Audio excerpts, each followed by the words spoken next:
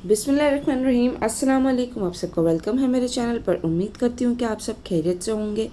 तो आज मैं आप सबके लिए लाई हूँ मुहर्रमुल हरम के इस महीने में दलीम की रेसिपी, जिसे हलीम भी बोला जाता है और जिसे खिचड़ा भी बोला जाता है।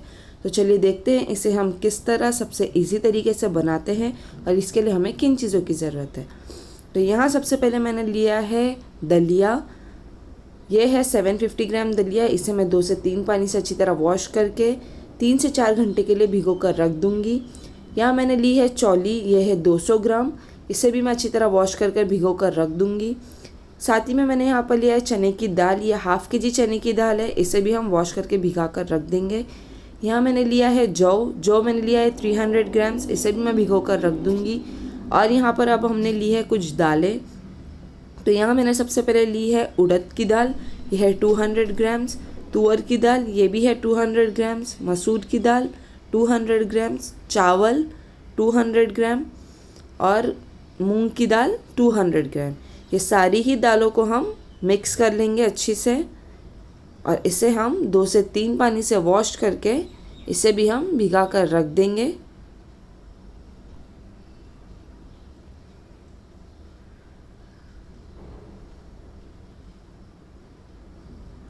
सारी दालों को हमें अच्छी तरह मिक्स कर लेना है।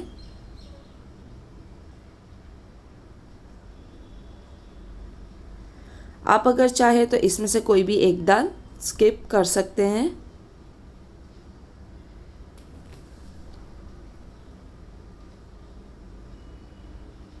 इसे भी हम 2 से 3 घंटे के लिए भिगा कर रख देंगे। आप देख सकते हैं मैंने सारी दालों को और सारे ही चीज़ों को अच्छी तरह वॉश करके भिगा कर रख दिया है। तो चलिए अब हम बढ़ते हैं गोश्त की तरफ।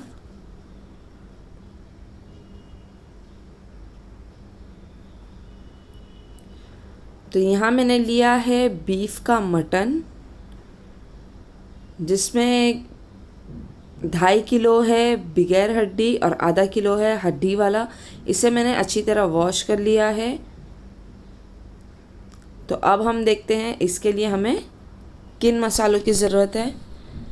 तो यहाँ मैंने ली हूँ 4 मीडियम साइज़ की प्याज और मैंने ली हूँ 1/4 किलो लहसुन और 10 से 12 है हरी मिर्च।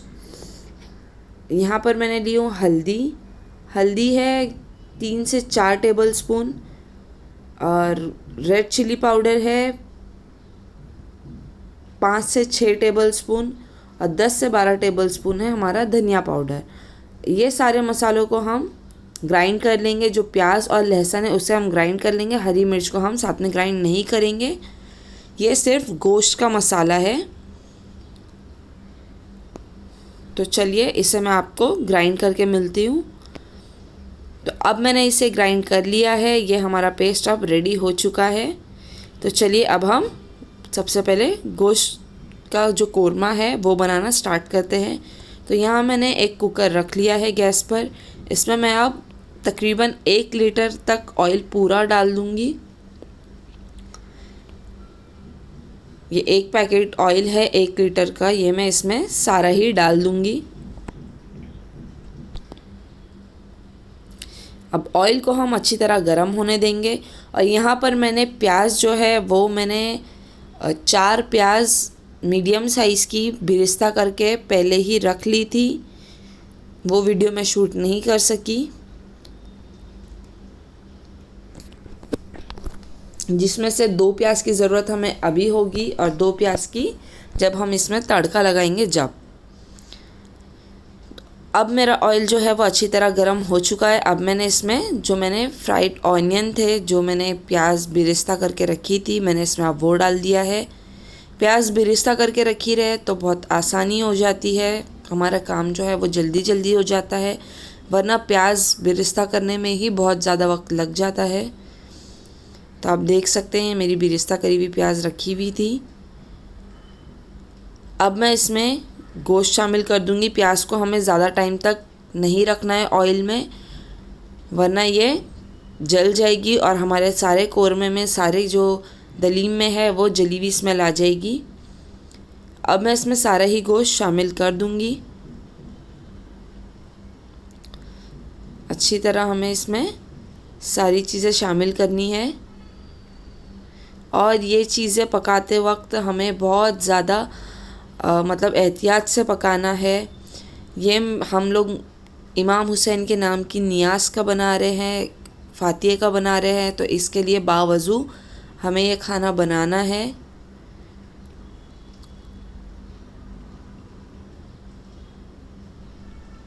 मैंने सारा ही मटन जो है वो इसमें डाल दिया है। अब मैं इसमें जो मसाले हैं मैं इसमें वो भी शामिल कर दूंगी। तो यहाँ मैंने लहसुन और प्याज का जो पेस्ट है वो ले लिया है। अब वो मैं इसमें सारा नहीं डालूँगी, मैं इसमें आधा डालूँगी और आधा मैं बचा लूँगी। वो हम दालों में शामिल करेंगे जब हम दाल बॉईल करेंगे, ताकि हमारी दाल जो है वो फीकी फीकी ना रहे, उसमें भी कुछ फ्लेवर रहे। अब मैंने इसमें लहसुन प्याज का जो पेस्ट है वो डाल दिया है। अब मैं इसमें हल्दी, मिर्ची और धनिया जो है मैं इसमें वो भी शामिल कर दूँगी।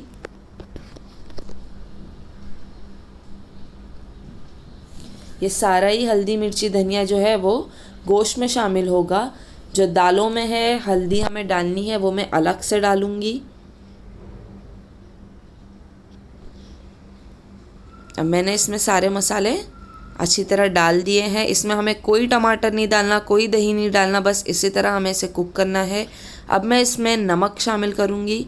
नमक आप अपने टेस्ट के मुताबिक डाल सकते हैं। तो यहाँ मैंने तकरीबन 3 से 4 चम्मच नमक डाला था। इसे अब मैं अच्छी तरह मिक्स कर लूँगी।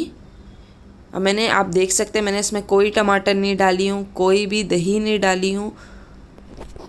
ये सबसे इजी तरीका है सबसे टेस्टी खिचड़ा बनाने का। और यहाँ मैंने सिर्फ मैंने 1 गिलास पानी डाला है 3 किलो गोश्त में, क्योंकि गोश्त भी अपना पानी रिलीज़ करता है, तो फिर बहुत ज़्यादा पानी हो जाएगा और हमें मसाला भूनते वक्त बहुत ज़्यादा टाइम लग जाएगा। अब मैंने इसे मिक्स कर लिया। अब मैं इसे गलने तक कुक करूँगी। यहाँ मैं आ गई हूँ दाल की तरफ। अब मैं दाल कुकर में डाल रही हूँ। हमें सिर्फ दाल डालनी है, जिसे हमें भिगा कर रखा था वो पानी हमें दाल में नहीं डालना है। ये सारी ही दाल मैं इसमें डाल दूँगी और साथ ही में मैं इसमें कुछ मसाले भी डालूँगी। तो यहाँ मैंने दाल डाल दी है और साथ ही में मैंने इसमें इतना पानी डाला है कि सिर्फ दाल डूबने के बाद जो 1 इंच है उतना पानी है, उससे ज़्यादा पानी हमें नहीं डालना है। यहाँ मैंने 2 चम्मच हल्दी डाल दी है। इसे मैंने अच्छी तरह मिक्स कर लिया है। और अब मैं इसमें डालूँगी लहसुन और प्याज का जो पेस्ट मैंने बना कर रखा था, मैं इसमें वो भी डाल दूँगी। ये भी मैं 2 से 3 चम्मच दालों में डालूँगी, कि सबसे ज़्यादा क्वांटिटी हमारी दाल की थी, इसलिए मैंने इसमें हल्दी भी ज़्यादा डाली है और प्याज भी इसमें मैंने डाली है। प्याज और लहसुन का जो पेस्ट था वो भी मैंने इसमें ज़्यादा ही डाला है। तो चलिए मैं अभी से प्रेशर कुक करके आपसे मिलती हूँ। तो आप देख सकते हैं जो मेरी दाल थी वो 3 से 4 सीटी में ही अच्छी तरह गल गई है और इसका जो पानी था वो सारा ही सूख गया है, मतलब बहुत ज़्यादा लिक्विड ही नहीं है, ये अच्छी गाढ़ी हो गई है। अब मैं इसे दूसरे बर्तन में ट्रांसफ़र कर दूँगी और दूसरे कुकर में मैंने यहाँ पर ली हूँ चौली को भी मैंने उसका पानी जो था वो फेंक कर मैं अभी इसमें दूसरा पानी डालूँगी और चौली के साथ मैं यहाँ पर डाल दूँगी जौ, जिसे हम बार्ली भी कहते हैं। ये सारे ही जौ में, ये दोनों चीज़ों को गलने में थोड़ा टाइम लगता है। इसे हम 5 से 6 सीटी लेंगे और इसमें मैंने तकरीबन 3 से 4 गिलास पानी डाल दिया है और इसमें भी मैं अब लहसुन और प्याज का जो पेस्ट है वो डाल दूंगी। मैंने नमक किसी में भी चीज़ में शामिल नहीं किया है, हमें कोई भी दाल में नमक नहीं डालना है, हमें सिर्फ गोश्त में नमक डालना है। मैंने इसमें अब लहसुन और प्याज का पेस्ट शामिल कर दिया है और इसे भी हम अब इसी तरह प्रेशर कुक कर लेंगे। अब जब तक हमारा गोश्त हो रहा है, जब तक हमारा चौली और जो प्रेशर कुक हो रहा है, जब तक हम हमारी जो दाल है उसको भी ब्लेंडर से ब्लेंड कर लेंगे, अच्छी तरह इसे घोट लेंगे। अगर आपके पास ब्लेंडर नहीं है तो आप दाल घोटने की मदद से भी इसे कर सकते हैं। यहाँ पर मेरा गोश्त रेडी हो चुका है, ये अच्छी तरह गल गया है। अब मैं इसे दूसरे बर्तन में ट्रांसफ़र कर लूँगी और हम अब दूसरे बर्तन में ट्रांसफ़र करके इसका अच्छी तरह मसाला भून लेंगे।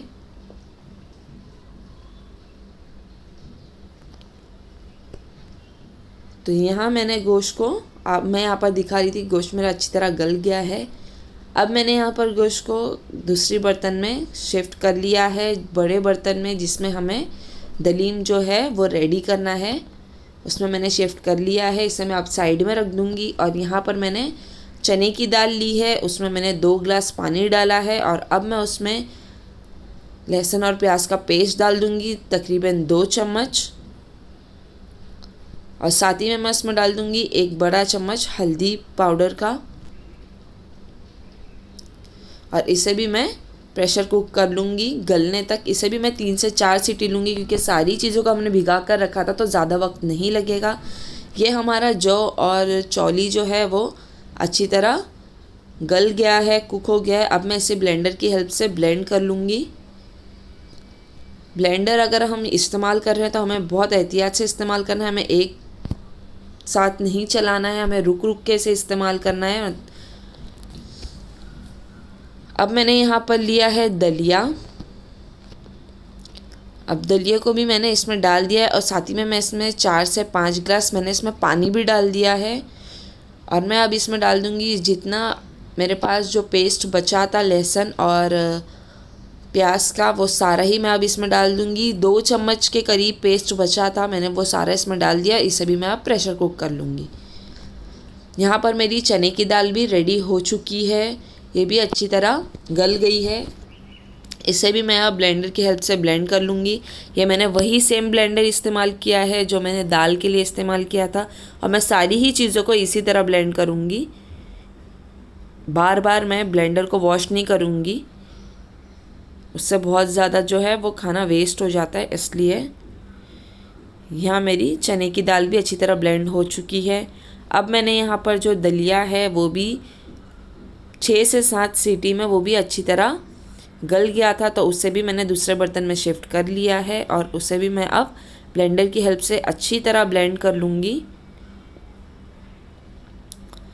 तो चलिए अब हम हमारे कोरमे की तरफ बढ़ते हैं।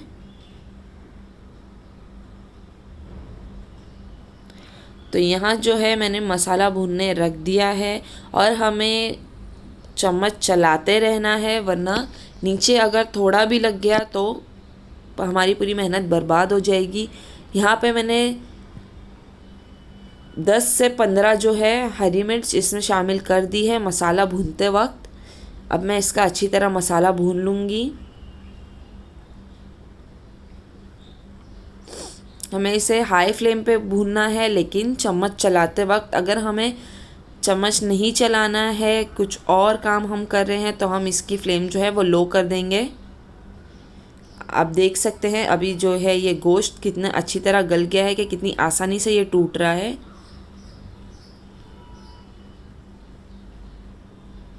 ये अच्छी तरह गल चुका है। हमें इसे बहुत अच्छी तरीके से हमें इसकी भुनाई करनी है।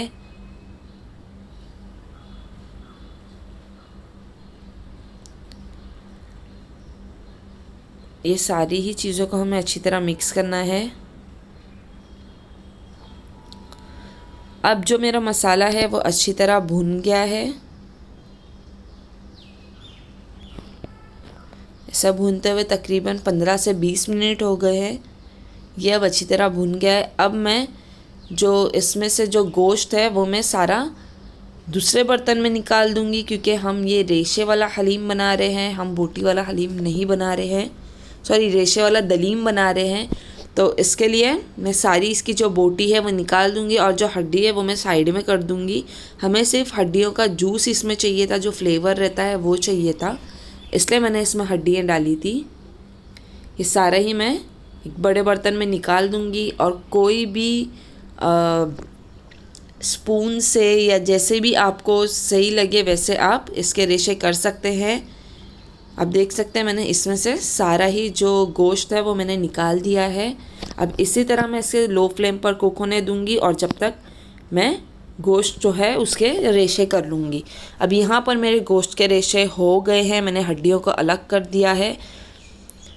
तो अब जो है मैं इसमें वो गोश्त के किए हुए रेशे वो मैं इसमें सारे ही डाल दूँगी। और अब मैं इसे तकरीबन 5 मिनट तक इसी तरह भून लूँगी।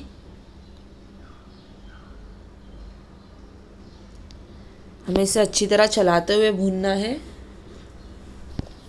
नीचे लगने नहीं देना है, हमें चम्मच चलाते रहना है।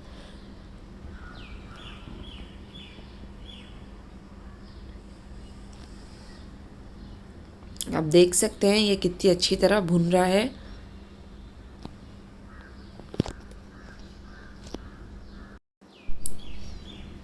अब मैं इसमें जो दालें थी, जो मैंने अच्छी तरह मैश करके घोट कर जो मैंने दालें रखी थी, वो मैं डाल दूँगी। और ये दालों के साथ ही मैंने जो जौ और चौली है वो भी मैंने साथ ही में मिक्स कर ली थी। अब मैं इसमें ये थोड़ी थोड़ी करके डालूँगी, वरना हमें मिक्स करने में बहुत ज़्यादा प्रॉब्लम होगी। तो मैं इसमें हाफ़ दाल जो है वो डाल दूँगी और इसे हम अब अच्छी तरह मिक्स कर लेंगे। ये थोड़ा गाढ़ा हो गया है मिक्सचर, ये थोड़ा सा ठंडा हो गया था तो ये गाढ़ा हो गया है। अब हम इसमें जब हम इसमें सारी चीज़ें डाल देंगे तब हम इसमें गर्म पानी का इस्तेमाल करेंगे। हमें इसमें ठंडे पानी का इस्तेमाल बिल्कुल भी नहीं करना है। साथ ही में मैंने पानी को भी दूसरे गैस पर गर्म करने के लिए रख दिया है। आप देख सकते हैं ये सारी चीज़ें अच्छी तरह मिक्स हो गई हैं। वो स्पून से मुझे नहीं जम रहा था तो मैंने यहाँ पर लकड़ी का स्पून ले लिया है। तो अब मैं इसमें सारी ही दाल जो है वो डाल दूँगी, इसे अच्छी तरह मिक्स कर लूँगी। और अब मैं इसमें शामिल करूँगी चने की दाल। अब मैं इसमें शामिल करूँगी चने की दाल। चने की दाल को भी मैंने अच्छी तरह ब्लेंड कर लिया था। आप देख सकते हैं चने की दाल भी मैंने इसमें सारी डाल दी है। अब मैं इसमें डालूँगी दलिया, इसे हम अच्छी तरह मिक्स कर लेंगे और फिर हम इसमें डालेंगे दलिया। आप देख सकते हैं मैं किस तरह मिक्स कर रही हूँ ताकि ये अच्छी तरह जो है वो घोटे भी जाए और अच्छी तरह मिक्स भी हो जाए सारी चीज़ें, और बहुत अच्छा फ्लेवर है हमारे दलीम का।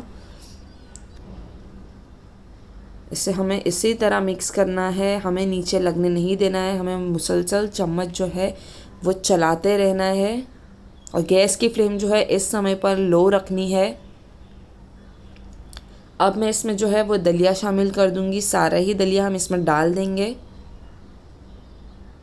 और इसे भी हम अच्छी तरह मिक्स कर लेंगे। आप देख सकते हैं ये भी थोड़ा सा जो है ठंडा हो गया था तो ये भी गाढ़ा हो गया है। अब मैं इसे अच्छी तरह सारी चीज़ों को मिक्स कर लूँगी।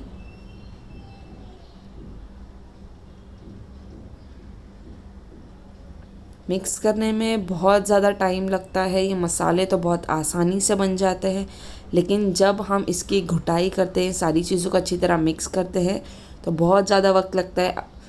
ये सारी चीज़ें जब मैंने एक बड़े बर्तन में डाली तो ये बहुत ज़्यादा फुल हो गया था, वो मुझे चम्मच चलाने में बहुत प्रॉब्लम हो रही थी। तो मैंने जो है इसे एक और बर्तन में शिफ्ट कर लिया था। मतलब मैंने इसमें भी रखा था और मैंने एक और जो है मेरा बर्तन उसमें भी शिफ्ट कर लिया था। मतलब 2 बर्तन बने थे। मैंने सिर्फ 5 किलो का सोची थी, लेकिन माशाल्लाह माशाल्लाह इतनी ज़्यादा बरकत हुई मेरे ये नियाज़ के खाने में कि ये ऑलमोस्ट डबल हो गया था। अब मैं इसे अच्छी तरह मिक्स कर लूँगी। अब मैं जो है इसे नीचे ले लूँगी और इसे मैं नीचे बैठ के इसकी अच्छी तरह जो है घुटाई कर लूँगी ये स्पून की हेल्प से। मैं आपसे फिर मिलती हूँ इसकी अच्छी तरह घुटाई करने के बाद। अब मैंने इसकी अच्छी तरह घुटाई कर ली है।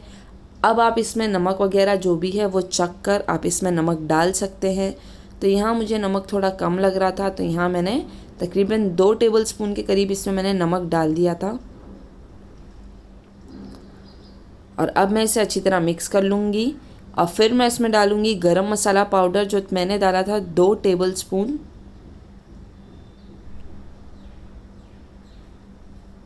मैं दोनों ही बर्तन में साथ ही में इसे मिक्स भी करती जा रही हूँ और मैं दूसरे बर्तन में जिसमें मैंने शिफ्ट किया है उसमें भी मैंने जो है गरम मसाला पाउडर है वो भी इसमें डाल दिया है। हमें जो है इसमें थोड़ा थोड़ा करके गर्म पानी शामिल करते रहना है। अभी भी जो है बहुत ज़्यादा गाढ़ा है।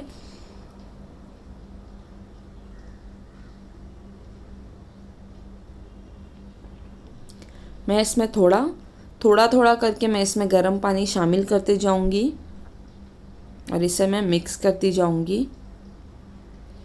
और साथ ही में इसे हमें अच्छी तरह बॉईल आने देना है और हमें मुसलसल चम्मच जो है वो चलाते रहना है। मैंने इसे नीचे बैठकर अच्छी तरह जो घुटाई थी वो 1.5 से 2 घंटे तक अच्छी तरह इसकी घुटाई जो है मैंने कर ली थी। फिर भी मैं इसे गैस पे लाने के बाद भी मैं इसकी घुटाई अच्छी तरह कर रही हूँ। आप देख सकते हैं ये कितना रेशेदार दलीम बना है और ये खाने में बहुत ज़्यादा टेस्टी था।